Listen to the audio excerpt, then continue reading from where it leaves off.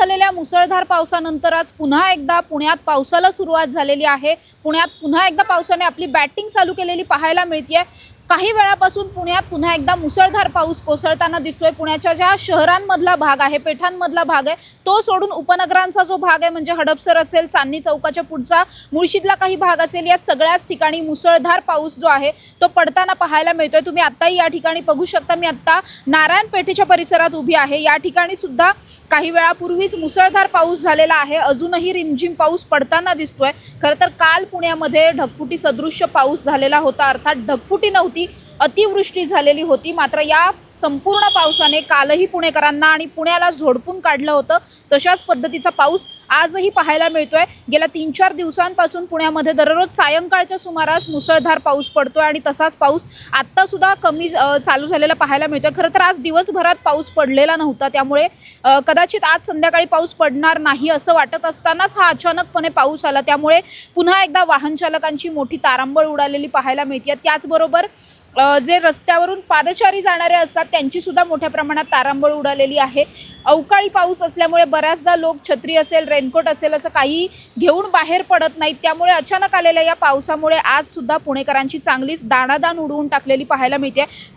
आपण जर पाहिलं तर काल याच पावसाने पुण्याला इतकं झोडपलेलं होतं की काल पुण्यातले जवळपास सर्वच रस्ते जे आहेत ते ट्रॅफिकने जाम झालेले होते। सगळ्याच रस्त्यांवर म्हणजे अगदी सिंहगड रोड असेल, पुणे युनिव्हर्सिटीचा भाग असेल, हडपसरमधला काही भाग असेल, पेठांचा काही एरिया असेल, कर्वेनगर असतील, कोथरूडचा रोड असेल, या सगळ्याच रोडवरती तुफान पाऊस चालू होता। पावसामुळे बऱ्याच ठिकाणी पाणी साचलेलं होतं। काही ठिकाणचे ड्रेनेजची झाकणं वरती आलेली होती, त्यामुळे वाहन चालकांना गाड्या चालवण्यासाठी प्रचंड अडथळे निर्माण होते आणि त्याचमुळे जवळपास 2-3 तास हे ट्रॅफिक जे आहे ते असंच चालू राहिलेलं पाहायला मिळालं होतं। म्हणजे अगदी 2-3 किलोमीटरचा टप्पा पार करण्यासाठी सुद्धा अर्धा-पाऊण तासाचा कालावधी काल लागलेला होता आणि अगदी तशाच पद्धतीने आज सुद्धा पाऊस बरसत आहे। तशाच पद्धतीचं ट्रॅफिक आजही पुण्यामध्ये झालेलं पाहायला मिळतंय। त्याचबरोबर अनेक भागांमध्ये पाणी शिरल्याच्या घटना काल सुद्धा घडल्या होत्या आणि आज सुद्धा घडताना दिसतात। कालही आपण पाहिलं तर अप्पर इंदिरानगर असेल,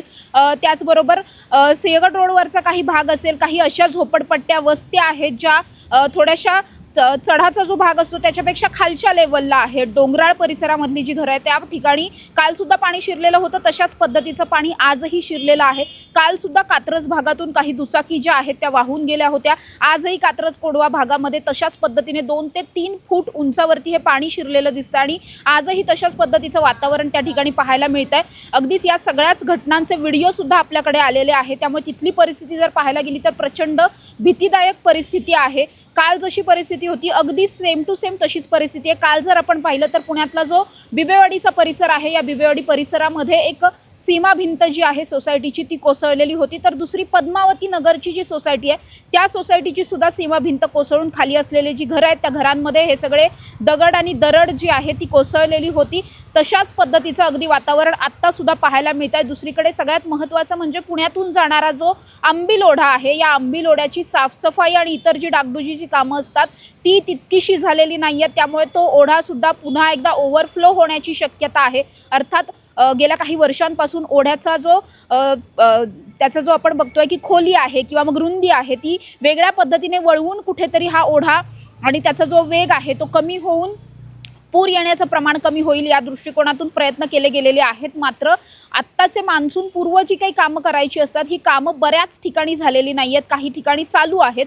त्यामुळे अशा सगळ्याच ठिकाणी मोठ्या प्रमाणात पाणी साचण्याच्या घटना आजही समोर येत आहेत, कालही समोर आलेल्या होत्या। या संदर्भात जर आपण पाहिलं तर हवामान विभागाने आजपासून पुण्याला पुढचे 3 दिवस जे आहेत ते ऑरेंज अलर्ट दिलेला आहे। पुण्यातल्या ज्या घाटांचा जो काही एरिया आहे या एरियामध्ये मोठ्या प्रमाणात पाऊस जो आहे तो पडणार आहे। ढगफुटी सदृश्य आपण म्हणू शकत नाही, मात्र ऑरेंज अलर्ट देण्या इतका मोठा पाऊस जो आहे तो पुढचे 3 दिवस होणार आहे आणि 3 दिवसांच्या नंतर पाऊस थोडासा कमी होईल असं सुद्धा सांगण्यात आलंय। या सगळ्याच पावसावरती आणि पुणेकरांना जी काही चिंता सतावती अलर्टची, या सगळ्यावरती हवामान विभागाने नेमका कोणता इशारा दिलाय हे देखील आपण जाणून घेऊया।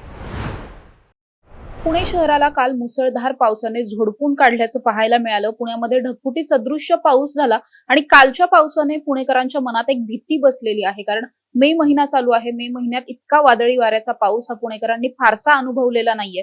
त्यामुळे कालचा जो काही पाऊस होता तो खरंच त्याला आपण ढगफुटी म्हणू शकतो का, अतिवृष्टी म्हणू शकतो का, किंवा मग पुढचे काही दिवस जे आहेत ते कसे असणार आहेत, पुणेकरांनी नेमकी काय काळजी घ्यायला हवी आहे या सगळ्याच कालावधीमध्ये, हे सगळंच जाणून घेण्यासाठी मी आता पुण्यातल्या हवामान विभागामध्ये आलेली आहे. हवामान विभागाचे पुढच्या काही दिवसांचे अलर्ट्स नेमके काय सांगतात हे जाणून घेणार आहोत. माझ्याबरोबर इथले वैज्ञानिक आहेत.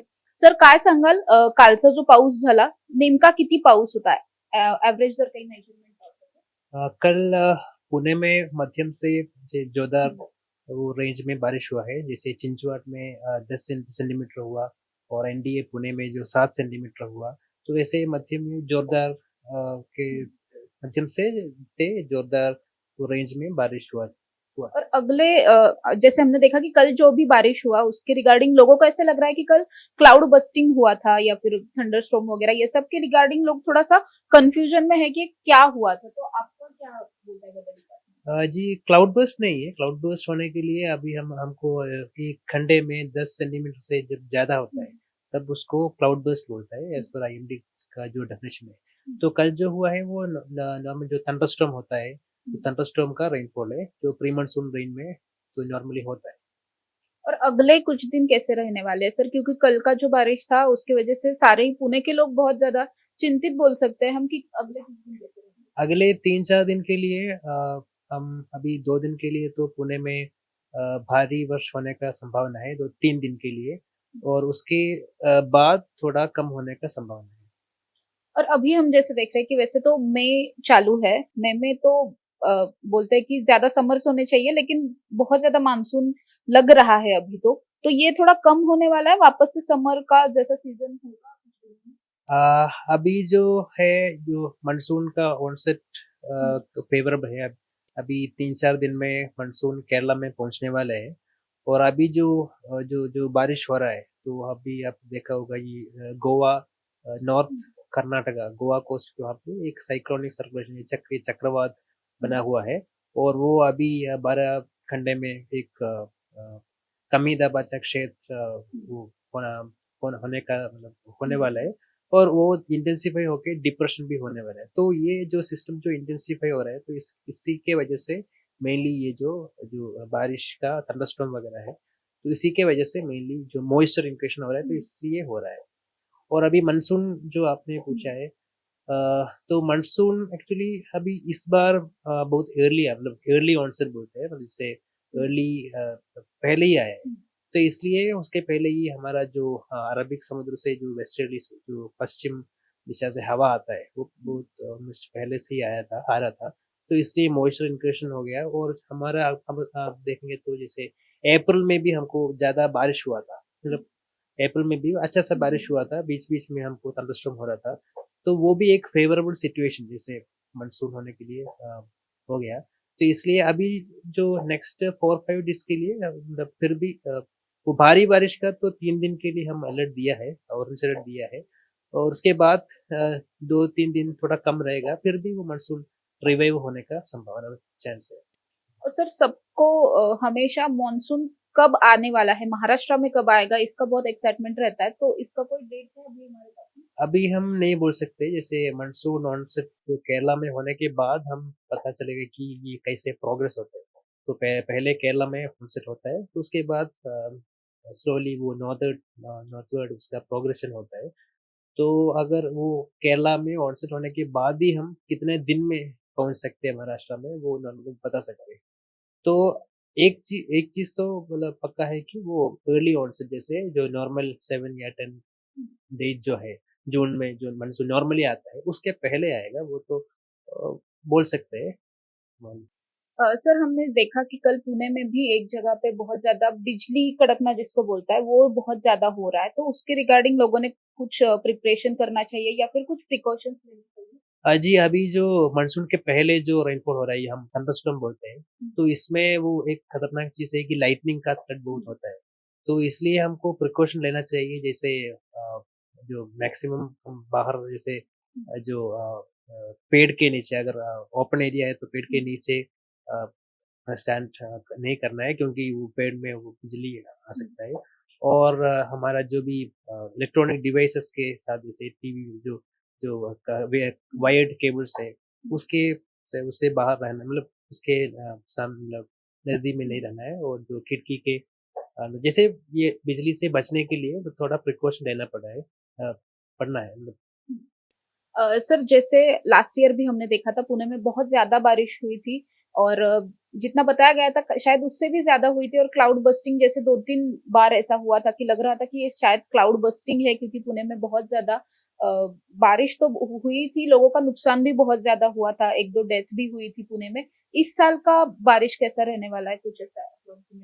अ, अभी आप सीज़नल का बारे में पूछ रहे हैं, तो वो हम ऐसे नहीं बता सकते। अभी हम 4-5 दिन के लिए हम कितना बारिश मतलब एक्यूमुलेट वो वैल्यू वाइज़ हम 4-5 दिन के लिए बोल सकते हैं। तो क्लाउड बर्स्ट का वैसे कुछ चांस हम अभी तो नहीं लग रहे, हम बता भी नहीं सकते हैं कि होगा क्या नहीं। वो जो मेनली अगर हमारा 3 टू 4 आवर्स का फोरकास्ट में ही मेनली हम नाउकास्ट में कवर करते हैं। तो अभी वैसे कुछ लग नहीं रहा है अगले 3-4 दिन में। भारी वर्षा तो चांस है, बट क्लाउड बर्स्ट होगा वो हम मतलब उतना स्किल नहीं है हमारा, बता नहीं सकेगा। सर या सगळ्यामध्ये अलर्ट वरती लोकांचं खूप जास्त लक्ष असते की अलर्ट आहे का आपल्या शहराला, तर आता पुण्याला असा कुठला अलर्ट देण्यात आला? जी हाँ, पुणे के लिए आप देख सकते हैं ये जो फिगर्स है, तो 3 दिन के लिए हम जैसे आज के लिए ऑरेंज अलर्ट दिया है, और कल जैसे 22 और 22 और 23 के लिए देखेंगे तो घाट एरियाज में, पुणे का घाट एरियाज में भारी वर्षा का संभावना है। तो घाट एरियाज और साउथ कोंकण वो एरिया के लिए ऑरेंज अलर्ट दिया है, और पुणे में भी अलर्ट दिया है, जैसे येलो अलर्ट दिया है कि थोड़ा थंडरस्टॉर्म के साथ वो रेनफॉल मतलब वर्षा होने का संभावना है, इसलिए येलो अलर्ट दिया है पुणे के लिए। नक्कीच जसं सरांनी सांगितलं त्याच पद्धतीने पुण्यामध्ये पुढचे काही दिवस ऑरेंज अलर्ट असणार आहे. पुढचे 3 ते 4 दिवस मुसळधार पावसाची शक्यता आहे. त्यानंतर मात्र जो काही पाऊस आहे तो कमी होऊ शकतो.